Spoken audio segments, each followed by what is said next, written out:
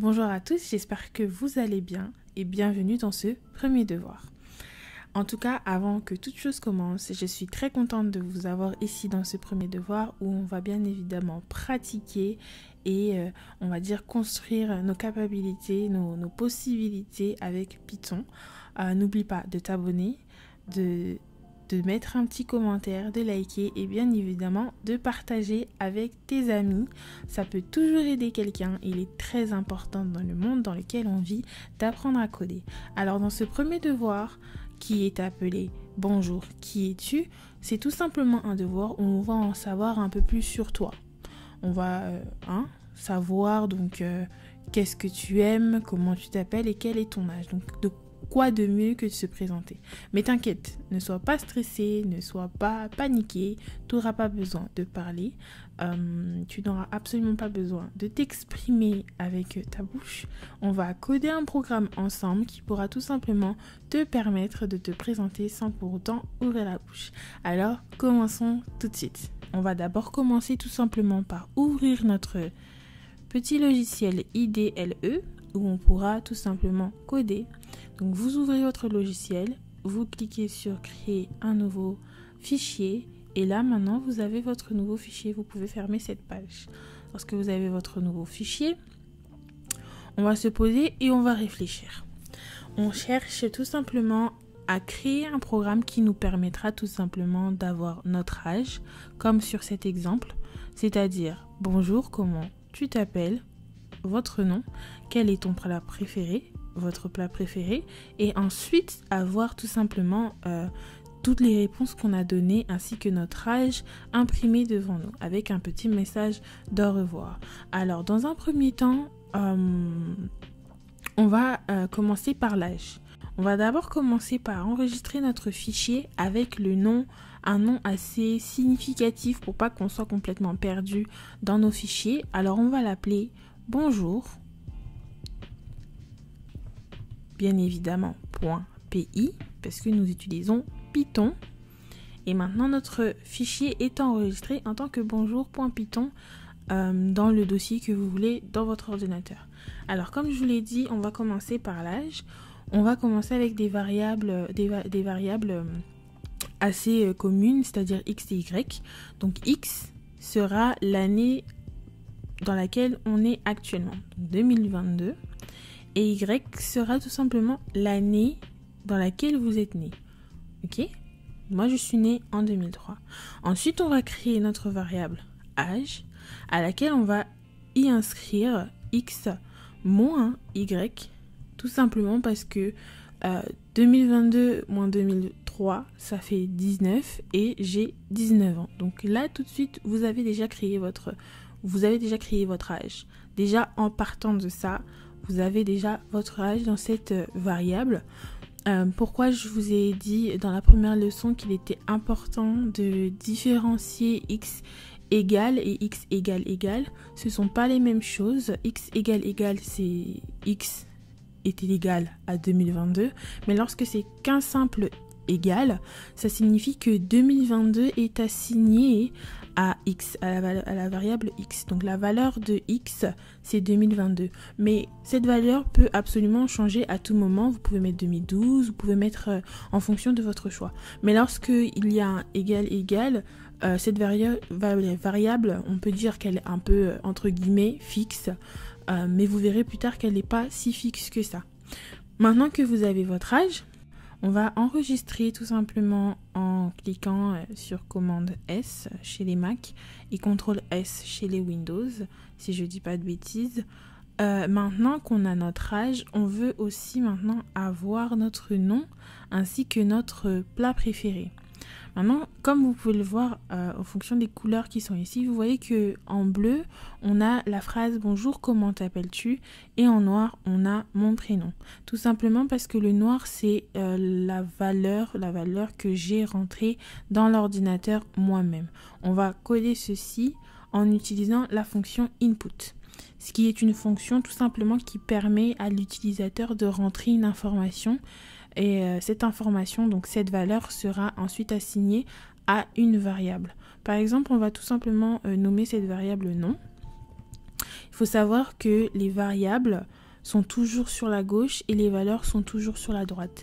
Il est important que vos variables n'aient pas de chiffres dedans. Il est préférable, si par exemple c'est une variable, un mot ou deux mots, d'avoir le premier mot, ensuite underscore et le deuxième mot. Underscore, tout simplement, c'est celui-là, pour éviter tout souci. Si vous utilisez celui-là, c'est considéré comme un moins. Donc il est préférable que vous utilisez tiré du bas plutôt que autre chose. Donc maintenant on a notre nom, donc notre variable. Et on va maintenant lui assigner une valeur. On veut que cette valeur vienne tout simplement de l'utilisateur. Alors on utilise la fonction input. Input, ouverture de la parenthèse pour imprimer la phrase qu'on veut. C'est-à-dire bonjour, comment t'appelles-tu ? Avant chaque phrase, si vous voulez imprimer quelque chose, print quelque chose, il est important de mettre la parenthèse ainsi que les points j'ai oublié comment ça s'appelle, mais on appelle ça en anglais quotation mark. C'est très important parce que si vous ne les mettez pas, le programme ne comprendra pas ce que vous voulez faire et ça risque de faire des erreurs. Soit vous mettez celui qui est double, soit vous pouvez mettre celui qui est simple. Les deux fonctionnent très bien. Je préfère toujours avoir le double. Donc voilà. Bonjour. Avec un petit point d'exclamation. Comment t'appelles-tu ?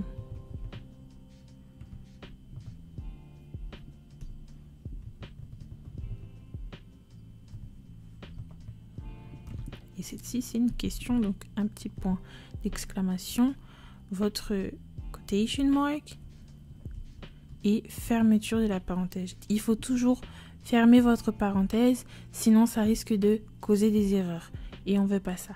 N'oubliez pas, un réflexe de bon programmeur, c'est de toujours enregistrer à chaque fois pour ne perdre aucun de vos dossiers ou qu'il y ait un problème avec l'ordinateur qui s'éteigne et que vous perdez tout votre code. Ça, c'est vraiment pas ce qu'on veut. Donc, ok, maintenant qu'on a save, qu'on a enregistré, on va maintenant s'occuper du plat préféré. Ça va être le même concept que le nom. On va d'abord taper une variable qui est assez significative, c'est-à-dire plat. On met ensuite un petit input et on demande tout simplement à l'utilisateur quel est ton plat, quel est votre plat favori. Je préfère favori. Évidemment, ça c'est un schéma, mais vous pouvez faire ça avec tellement de choses en fait c'est super génial. Comme vous pouvez le voir là, vous avez vu la différence de couleur entre ce qu'il y avait au-dessus qui est vert et ce que je viens d'écrire, tout simplement parce que je n'ai pas utilisé mes quotation marks. Et du coup, l'ordinateur, enfin le processeur ne comprend pas en fait ce que je lui demande. Donc il est très très très important de mettre vos quotation marks et aussi de fermer la parenthèse. Maintenant que c'est fait, j'ai maintenant dans ma variable nom une nouvelle valeur que j'ai moi-même en tant qu'utilisateur inscrite. On va maintenant exécuter ce programme pour que vous puissiez voir déjà les premières étapes que nous avons faites. Bonjour, comment t'appelles-tu ? Je m'appelle Naomi. Vous n'êtes pas obligé de laisser un espace, hein, vous pouvez juste écrire votre nom. Quel est ton plat favori ? J'aime bien la pizza, par exemple. Maintenant, rien n'est imprimé parce que nous n'avons pas donné d'ordre à l'ordinateur d'imprimer, mais la pizza est maintenant la nouvelle valeur qui est dans notre variable plat et Naomi est maintenant la nouvelle valeur qui est dans notre variable nom. Comme je vous l'ai dit, maintenant qu'on a notre nom, notre variable nom qui est assignée maintenant à une valeur et notre variable plat aussi, on va maintenant imprimer toutes les réponses qu'on a eues. C'est-à-dire, pour imprimer, on utilise print, qui tout simplement veut dire imprimer. Et donc, on tape d'abord print, vous ouvrez votre parenthèse, quotation mark, bonjour, on va écrire bonjour.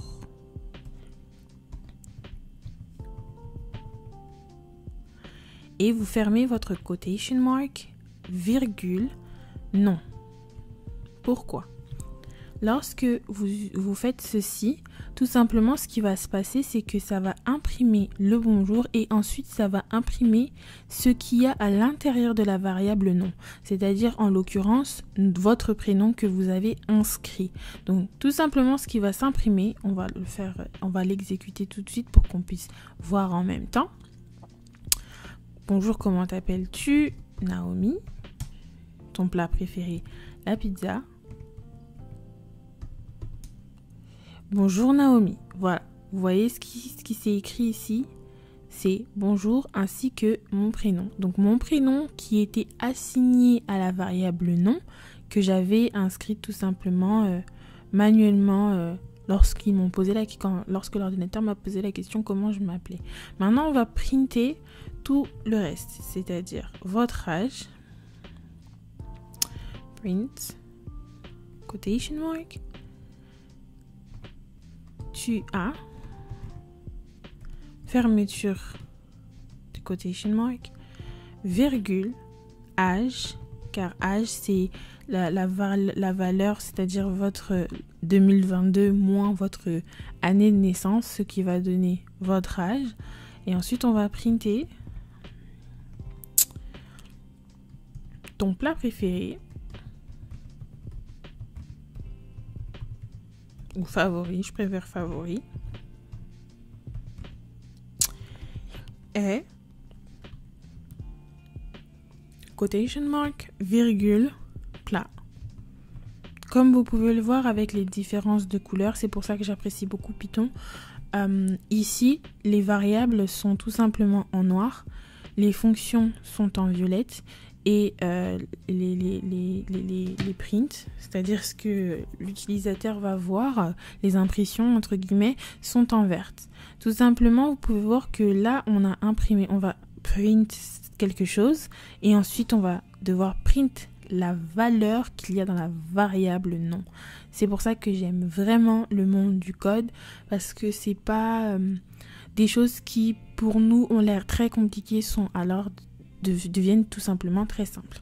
Alors on va aussi imprimer un petit message d'au revoir, c'est toujours gentil, au revoir, avec un petit point d'exclamation, fermeture de ma quotation mark et fermeture de la parenthèse. Comme je vous l'ai dit, on enregistre toujours. Comme vous pouvez le voir là, c'est pas enregistré, je vais l'enregistrer et maintenant je vais pouvoir l'exécuter. Je vais mettre ça en grand pour que vous puissiez bien voir. Mon prénom c'est Naomi. Mon plat préféré c'est la pizza.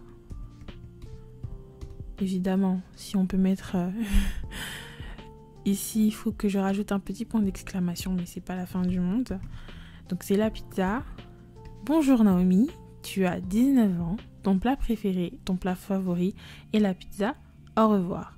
On va retourner dans notre code parce que comme vous pouvez le voir, il y a quelques petites fautes de frappe. Donc on va modifier ce genre de petites fautes d'inattention. On va réenregistrer notre code et maintenant on va l'exécuter et cette fois-ci il sera beaucoup mieux. Comment t'appelles-tu? Naomi. Ton plat préféré, la pizza.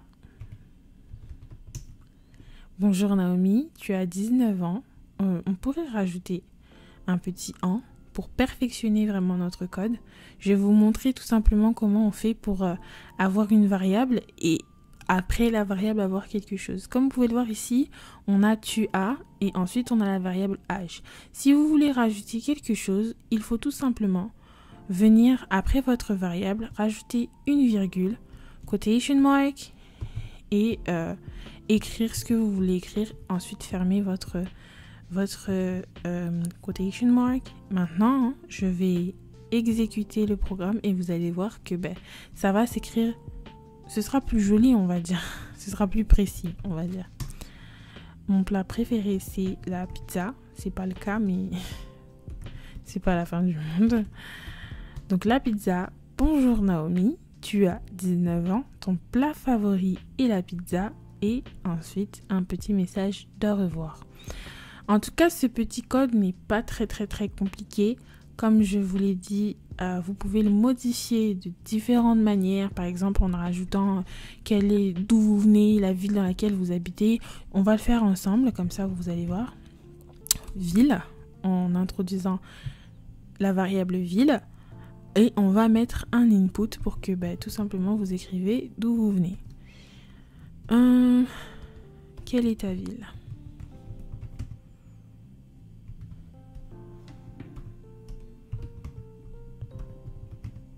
Ok, quelle est ta ville avec un point d'interrogation, quotation mark et fermeture de la parenthèse. On vient ici et on print.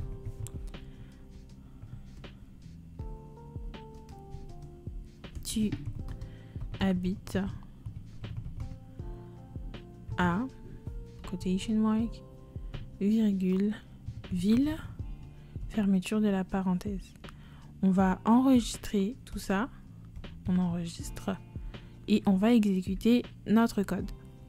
Bonjour, comment t'appelles-tu, Naomi? Ton plat favori, la pizza. Quelle ville? Disons Noisy-le-Sec.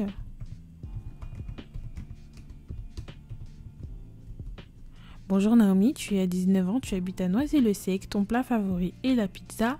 Au revoir. Voilà, vous avez pu le voir que c'était quelque chose de très simple à réaliser et ça vous a tout simplement permis de voir à quoi un peu la fonction input pouvait servir.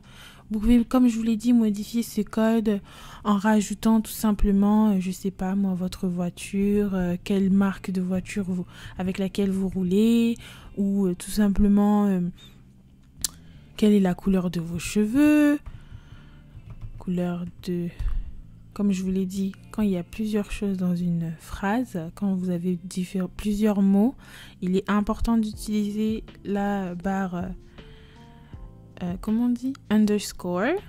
En français, j'oublie un peu, désolée. Il est préférable d'utiliser ce format-là plutôt que de tout coller. C'est mieux comme ça. Quand vous avez 2 mots, c'est mieux comme ça. Mais comme je vous l'ai dit, c'est pas important. Là, c'est des variables que je vous donne comme exemple, mais vous pouvez faire ceci avec des centaines de différentes choses. Ton école. On écrit école.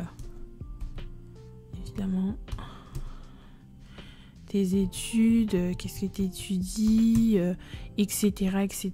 Et ensuite, vous pouvez les printer ou utiliser tout simplement input. Vous mettez votre voiture, votre couleur de cheveux, votre école et vos études. Et ensuite, vous le printez.